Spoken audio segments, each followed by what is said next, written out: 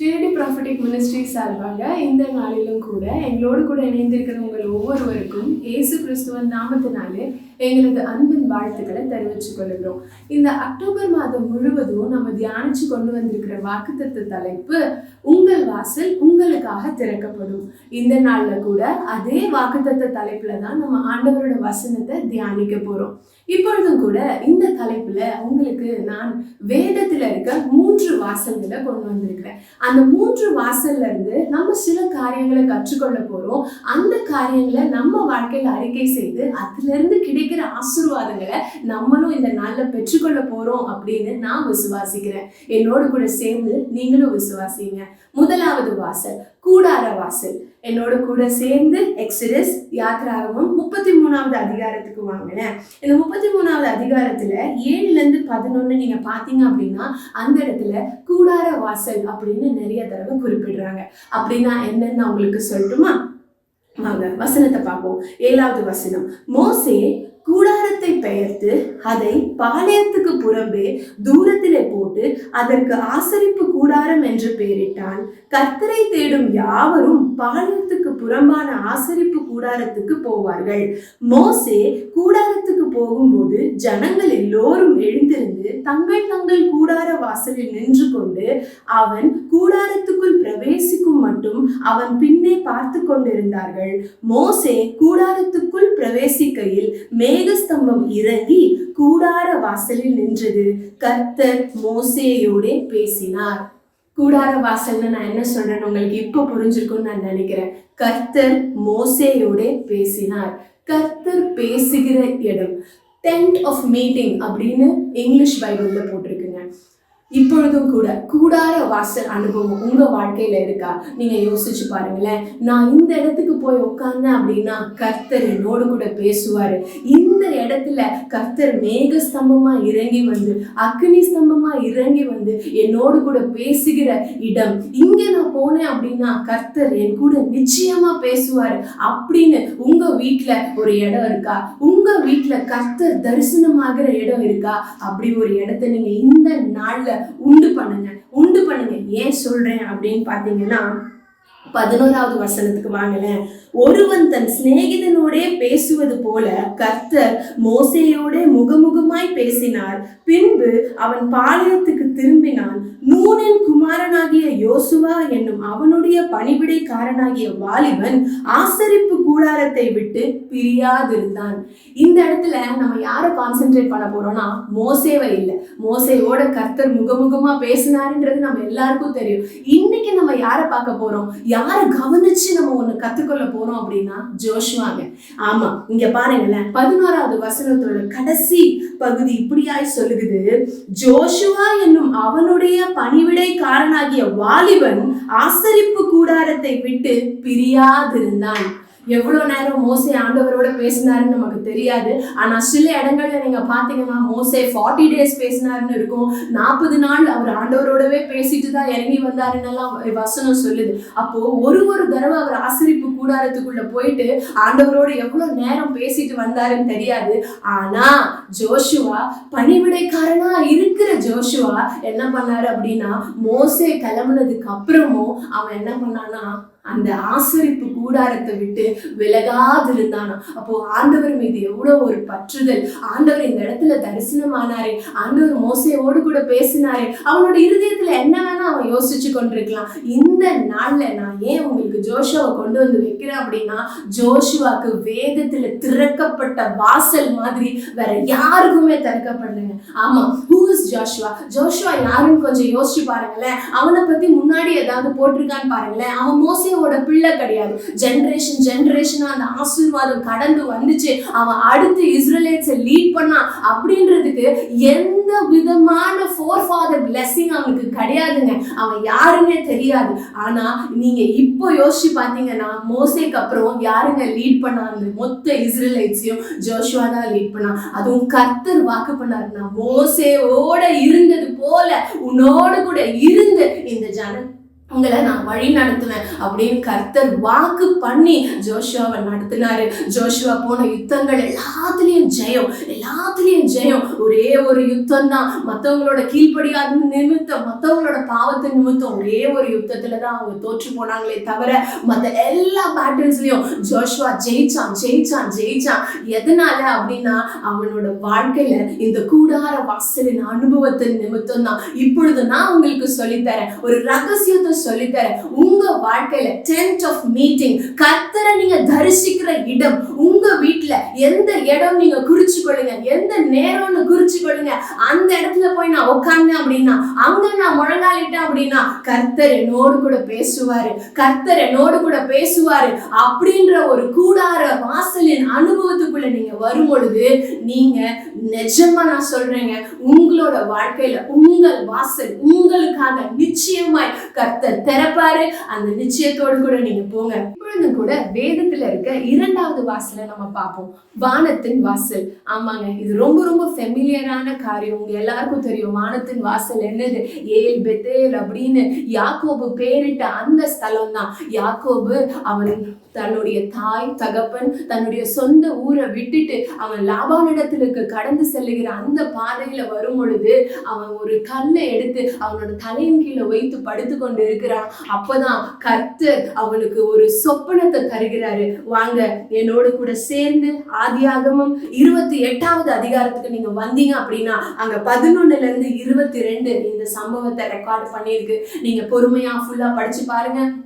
இப்பொழுதும் கூட அதுல நான் உங்களுக்கு ஹைலைட் பண்ணி காட்ட போற காரியம் என்ன அப்படின்னு பாத்தீங்கன்னா, இதுல அவன் படுத்திருக்கும் பொழுது ஆண்டவர் என்ன பண்றாரு, ஒரு சொப்பனத்தை கொடுக்கிறாரு. அந்த சொப்பனத்துல அவன் என்ன பண்றான் அப்படின்னா கர்த்தரை தரிசிக்கிறான். தூதர்கள் ஏறுகிறதும் இறங்குகிறதும் அவன் காணுகிறான். அப்பொழுது அவன் என்ன பண்றான், உடனே அவன் எந்திரிச்ச உடனே அவன் அப்படியே பயத்தோடு இந்த இடம் how awesome is this place அப்படின்னு, இந்த இடம் பயங்கரமானது, இங்க தேவன் இருக்கிறார், இது தேவனோட வீடே அல்லாமல் வேற இல்ல அப்படின்னு அங்க இதுக்கு அந்த பெத்தேல்னு பெயர் சொல்றான். அதுக்கப்புறம் அவன் ஆண்டவரை துதித்து ஒரு பலியீடு பீடத்தை கட்டுகிறான். அதுக்கப்புறமா ஒரு பொருத்தனையை கூட செய்கிறான். ஏன் இந்த விசேஷமா நான் உங்களுக்கு இன்னைக்கு கொண்டு வந்திருக்கிறேன் அப்படின்னா, நம்ம இந்த நாள்ல கூட எந்த வாக்கு தத்தத்தை நம்பி வந்திருக்கிறோம், உங்கள் வாசல் உங்களுக்காக திறக்கப்படும் அப்படின்னு நம்ம விசுவாசிக்கிறோம் இல்லையா? இப்பொழுதும் கூட வேதத்துல இருக்க இந்த வானத்தின் வாசல் அப்படின்ற அனுபவத்தை நம்மளோட வாழ்க்கையிலையும் நம்ம வச்சுக்கொண்டோம் அப்படின்னா, யாக்கோபுக்கு ஒரு வாசல் திறக்கப்பட்டுச்சுங்க. யாக்கோபோட வாசல் என்ன அப்படின்னா, வெறும் கோலும் கையுமா அவன் கடந்து சென்றான். ஆனா அதே ஸ்தலத்துக்கு கர்த்தர் அவனை இரு பரிவாரத்தோட கொண்டு வந்து நிறுத்தினாருங்க.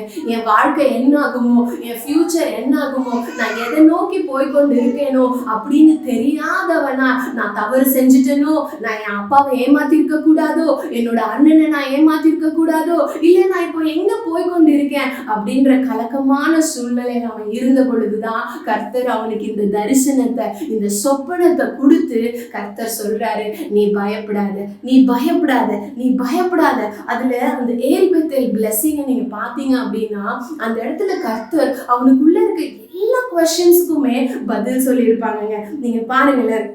இப்போ நேரம் இல்லாததுனால நான் உங்களுக்கு ஃபுல்லா வாசிக்கல, ஆனா ஷார்ட்டா நான் சொல்றேன். நீ படுத்திருக்கிற இந்த பூமியை உனக்கும் உன் சந்ததிக்கும் நான் தருவேன் அப்படின்னு சொல்றாரு. அப்புறம் உன்னோட சந்ததி பூமியின் தூளை போல பெருகும் அப்படின்னு கர்த்தர் சொல்றாரு. யோசிச்சு பாருங்க, தனியா இருக்கான், அம்மா அப்பா விட்டுட்டு வேற ஒரு ஊருக்கு போறான். எனக்கு கல்யாணம் ஆகுமா, நான் என்ன பண்ணுவேன், எனக்கு ஒரு வேலை கிடைக்குமா அப்படின்ற கேள்விகளோடு இருக்கும் பொழுது கர்த்தர் என்ன சொல்லிட்டாரு, நீ பயப்படாத, உன் சந்ததி பூமியில தூளை போல இருக்கும் அப்படின்ற வாக்கு கொடுத்துட்டாரு. அதே மாதிரி நான் உன் கூடவே இருப்பேன், நீ போற இடமெல்லாம் நான் வருவேன். நீங்க யோசிச்சு பாருங்க, நம்ம எங்க போறோம், எப்படி போறோம், வழியில மிருகம் அடிச்சிருமா, இல்ல எனக்கு ஏதாவது ஆயிடுமா, உயிரோட போய் நான் என்னோட மாமா வீட்டுல சேருவேனா அப்படின்னு தான் அவன் கவலையோடு கூட இருந்திருப்பான். ஆனா கர்த்தர் சொல்றாரு, நீ பயப்படாத, நீ போகிற இடம்லாம் நான் வருவேன், நீ உனக்கு நான் சொன்னதை செய்யும் அளவும் நான் உன்னை கைவிடவே மாட்டேன் அப்படின்னு கர்த்தர் அவனை ஆறுதல் படுத்துறாரு. ஆற்றுறாரு, தேற்றுறாரு. இப்பொழுதும் கூட நீங்க என்ன காரியத்தை செய்து கொண்டு எந்த சூழ்நிலையில நீங்க இருக்கீங்க, எந்த தனிமையின் சூழ்நிலையில நீங்க இருக்கீங்க, என் வாழ்க்கையில நான் ஒரு சின்ன தப்புதத்தை நான் செய்த நிமித்தம் இன்னைக்கு நான் இந்த சூழ்நிலையில இருக்கேன் அப்படின்னு நீங்க நினைக்கிறீங்களா? நான் எப்பவும் சொல்றது போலதான் சொல்றேங்க. let that be your last mistake, let that be your last sin. அது உங்களோட கடைசி தவறா இருக்கட்டுமே, அது உங்களோட கடைசி ஏமாற்று வேலையா இருக்கட்டுமே. ஆமாங்க, யாக்கோபு அதுக்கப்புறம் யாரையும் ஏமாத்தல, யாக்கோபு அதுக்கப்புறமா தேவனுக்கு பிரியமில்லாத காரியத்தை செய்யல, யாக்கோபு அதுக்கப்புறமா பாவம் பண்ணல. அவன் உண்மையாய் உத்தமமாய் ஒரு வாழ்க்கையை வாழ்ந்தான். இந்த நாள்ல கூட நீங்க உண்மையாய் உத்தமமாய் இனி வர நாட்கள்ல நான் வாழ்வேன் ஆண்டவரே, என்னோட தவறை நீங்க மன்னிச்சிடுங்க, என்னோட தவறை நீங்க மன்னிச்சிடுங்க அப்படின்னு யாக்கோபுக்கு ஒரு பாத் ஆஃப் ரிப்பெண்டன்ஸ் இருந்துச்சுல்ல, ஒரு மனம் திரும்புதலின் பாதை அவனோட வாழ்க்கையில வந்ததில்ல. அந்த மாதிரி உங்களோட வாழ்க்கையிலும் இந்த நாள்ல மனம் திரும்புதலின் பாதையை நீங்க உங்க வாழ்க்கையில கொண்டு வருவீங்க அப்படின்னா நிச்சயமாய் வானத்தின் வாசல் உங்களுக்காக திறக்கப்படும். அது உங்களுக்கு இரட்டத்தனையான ஆசீர்வாதத்தை கொண்டு வருங்க. வெறும் கையா இருக்கீங்களா, வெறும் கையா இருக்கீங்களா, வெறும் கையா நீங்க கர்த்தரிடத்துல வாங்கல, கர்த்தர் உங்களுக்கு இரு பரிவார ஆசீர்வாதங்களை தருவாரு. என் கர்த்தர் உங்களுக்கு அதை செய்வாரு. விசுவாசிங்க, தேவனோட மகிமையை காண்பீங்க. இப்பொழுது கூட வேதத்துல இருக்க 3வது வாசலை நான் உங்களுக்கு காமிக்கிறேன். என்னோடு கூட சேர்ந்து வாங்க. ஆக்ஸ் வாங்க, அப்போஸ்தலரோட அதிகாரம், அதுல 3வது அதிகாரத்துக்கு வாங்கல. அப்போஸ்தலர் 3வது அதிகாரம். இங்க உங்க எல்லாருக்கும் தெரிஞ்சதுதான் அலங்கார வாசல். இது பாட்டுல கூட இருக்கும் இல்லையா? அலங்கார வாசலிலே அலங்கோல முடவன் என்று நடந்தானே இயேசு நாமத்தில் அப்படின்னு ஒரு பாட்டு இருக்கு. அது எனக்கு ரொம்ப ரொம்ப பிடிச்ச பாட்டு. உங்க எல்லாருக்கும் கூட பிடிக்கும் நான் விசுவாசிக்கிறேன். அது எவ்வளவு பெரிய சத்தியம், அதுல எவ்வளவு ஆழமான சத்தியம் இருக்கு நம்ம இன்னைக்கு பார்க்க போறோம். இந்த அலங்கார வாசல் அப்படின்றதுல கர்த்தர் இன்னைக்கு நம்மளோட கூட என்ன சொல்ல விரும்புகிறார் அப்படின்னா, கர்த்தர் நான் இதை தியானிக்கும் பொழுது, இதை நான் உங்களுக்காக எடுத்துக்கொண்டு வரும் பொழுது கர்த்தர் என்னிடத்துல சொன்ன காரியம், கர்த்தர் தீர்க்க தரிசனமாய் உங்களோட வாழ்க்கையில ஒரு அலங்கார வாசலுக்குள்ள கர்த்தர் உங்களை கொண்டு செல்ல போறார். அன்னைக்கு அந்த முடவன் பிறந்த நாள்ல இருந்து நடக்க முடியாத முடவன், அப்படிதான் அப்போஸ்தலர் 3வது அதிகாரம் 2வது வசனம் சொல்லுகிறது, தன் தாயின் வயிற்றிலிருந்து சப்பானியாய் பிறந்த ஒரு மனுஷனை அவன் என்ன பண்ணுவாங்களாம், அந்த அலங்கார வாசல்ல, அந்த டெம்பிளோட வாசல்ல மனுஷங்க தூக்கி கொண்டு வந்து வைப்பாங்க. அவன் பிச்சை கேட்பான், திருப்பி அவனை கொண்டு போயிடுவாங்க. அதான் அவன், நீங்க இப்போ யோசிச்சு பாருங்களேன், அந்த முடவன் என்னைக்காவது நினைச்சிருப்பானா, நான் இந்த ஆலயத்துக்குள்ள, இந்த அலங்கார வாசலுக்குள்ள நான் 2 கால் ஊன்றி நடக்கிற மனுஷனா நான் அந்த ஆலயத்துக்குள்ள போவேன் அப்படின்னு அந்த சப்பானி நினைத்திருப்பானா? அப்படின்னா நம்ம என்ன பண்ணுவோம், தைரியமா சொல்லுவோம், நினைச்சிருக்கவே மாட்டான். ஆனா அவன் வாழ்க்கையில ஒரு நாள் வந்துச்சு அங்க ஆண்டவரோட சீஷர்கள் வந்து என்ன பண்ணாங்க, வெள்ளி கொடுக்கல, பொண்ணு கொடுக்கல, இயேசுவின் நாமத்தை அவனுக்கு கொடுத்தாங்க. அவன் துள்ளி குதிச்சு எழுந்து அந்த ஆலயத்துக்குள்ள ஆண்டவரை துதிச்சு கொண்டு போனான். இன்னைக்கு நான் தீர்க்க தரிசனமா உங்களுக்கு சொல்றேன், கர்த்தர் இந்த நாள்ல இதை கேட்டுக்கொண்டிருக்கிற உங்களுக்கு, இதுக்கு நான் தகுதியே இல்லை, நான் குறைவுள்ள பாத்திரம்னு நீங்க ஒரு அலங்கார வாசல் உங்களுக்கு காத்து கொண்டிருக்குது, அதுக்குள்ள நீங்க போக போறீங்க. உங்களோட குறைவுகளை கர்த்தர் நிறைவாக்கி, கர்த்தர் துள்ளி குதிச்சு உங்களை அதுக்குள்ள போக வைக்க போறாருங்க. என்னோட கூட விசுவாசிங்க. தேவனோட மகிமையை காண வைப்பாரு. இந்த நாள்ல கூட என்னோட கூட சேர்ந்து நீங்க சொல்லுங்க, வெள்ளி என்ன அந்த இடத்துக்கு கொண்டு போகாது, பொண்ணு அந்த இடத்துக்கு என்ன கொண்டு போகாது, இயேசுவின் நாமம் என்ன அந்த அலங்கார வாசலுக்குள்ள கொண்டு போகும். உங்க வாழ்க்கையோட அலங்கார வாசல் என்ன அப்படின்னு இந்த நாள்ல கர்த்தர் உங்களுக்கு இப்போ நினைவு ஊட்டுறாரு. இது என்னோட காரியம், இது என்னோட வாழ்க்கையில எனக்கு நடக்கவே நடக்காது, இந்த அலங்கார வாசலுக்கு வெளியே தான் நான் இருக்கேன், நானே அதுக்கு ஒரு குவாலிஃபைட் பர்சன் கிடையாது அப்படின்னு நீங்க நினைச்சு கொண்டிருக்கீங்களா? இயேசுவின் நாமம் உங்களை குவாலிஃபை பண்ணி அந்த அலங்கார வாசலுக்குள்ள உங்களை கொண்டு போகும் அப்படின்னு இயேசுவின் நாமத்துல கர்த்தர் என்ன சொல்ல வைத்தது நிமித்தம் உங்க இடத்துல அந்த வார்த்தை வந்து கொண்டிருக்குது. Receive it in Jesus name. இயேசுவின் நாமத்துல இந்த வார்த்தையை நீங்க பெற்றுக்கொள்ளுங்க. நீங்க யோசிக்கிறீங்களா, எனக்கு ஆன்சைட் ஆப்பர்ச்சுனிட்டியே கிடையாது, என் ப்ராஜெக்ட்ல ஆன்சைட் ஆப்பர்ச்சுனிட்டி கிடையவே கிடையாது, என் கம்பெனிலேயே அந்த ஆன்சைட் ஆப்பர்ச்சுனிட்டி கிடையாதுன்னு நீங்க நினைக்கிறீங்களா? அலங்கார வாசல், அலங்கார வாசல் கர்த்தர் உங்களை அதுக்கு தகுதிப்படுத்தி அதுக்குள்ள கொண்டு போக வைப்பாரு, கொண்டு போக வைப்பாரு. எனக்கு குழந்தையே பிறக்காதுன்னு சொல்லிட்டாங்க, இது என்னோட வாழ்க்கையில கிடையாதுன்னு நீங்க ஒதுக்கி வச்சுட்டீங்களா? அதை நான் யோசிக்க கூட மாட்டேன்னு நீங்க நினைக்கிறீங்களா? கர்த்தர் உங்களை அந்த அலங்கார வாசலுக்குள்ள கொண்டு போக வைக்க போறாரு. எனக்கு யாருமே கிடையாது, நான் தனி மரம், எனக்கு திருமணமாக வாய்ப்பே இல்லை அப்படின்னு நீங்க நினைக்கிறீங்களா? கர்த்தர் உங்களை தகுதிப்படுத்தி அந்த அலங்கார வாசலுக்குள்ள கொண்டு போக வைக்க போறாரு. எனக்கு வேலையே கிடைக்காது, இந்த குவாலிஃபிகேஷனுக்கு இந்த வேலை இட்ஸ் a nightmare, இது நினைச்சாலும் நடக்காத காரியம் அப்படின்னு நீங்க நினைக்கிறீங்களா? உங்களை தகுதிப்படுத்தி அந்த அலங்கார வாசலுக்குள்ள கர்த்தர் கொண்டு செல்ல போறாருங்க.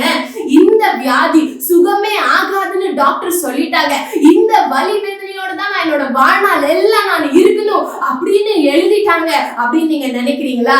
இல்ல, கர்த்தர் உங்களுக்கு அந்த பூரண சுகத்தை தர போறாரு.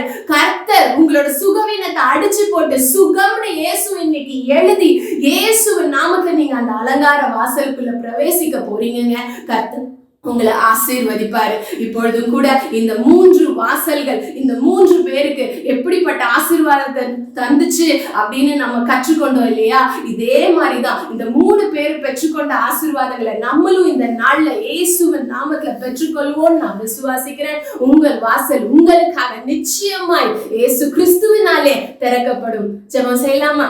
Thank you Jesus. நன்றி ராஜா, உங்களுடைய வார்த்தைக்காக நன்றி ஆண்டவரே. இயேசுவே, இப்பொழுதும் கூட சுவாமி இந்த 3 வாசல்கள் வேதத்துல நாங்க பார்த்து இந்த 3 வாசல்களும் ஒருத்தருக்கும் எப்பேற்பட்ட ஆசீர்வாதத்தை திறந்து கொடுத்துச்சு, எப்பேற்பட்ட வாசல்கள் அவங்களுக்கு எல்லாம் திறக்கப்பட்டுச்சு ஆண்டவரே.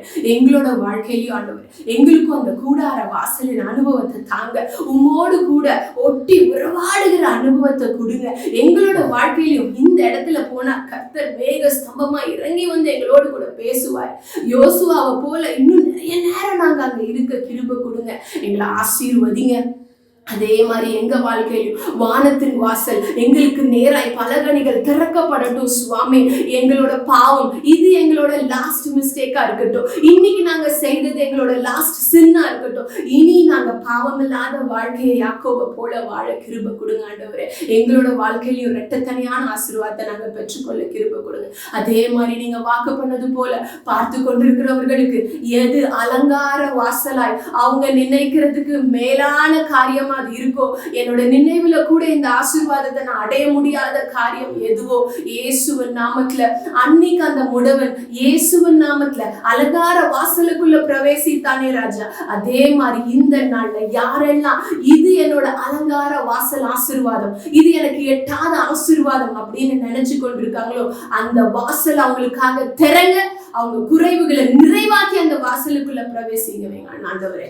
இயேசுவின் நாமத்தில் பிதாவே, ஆமென், ஆமென். God bless you.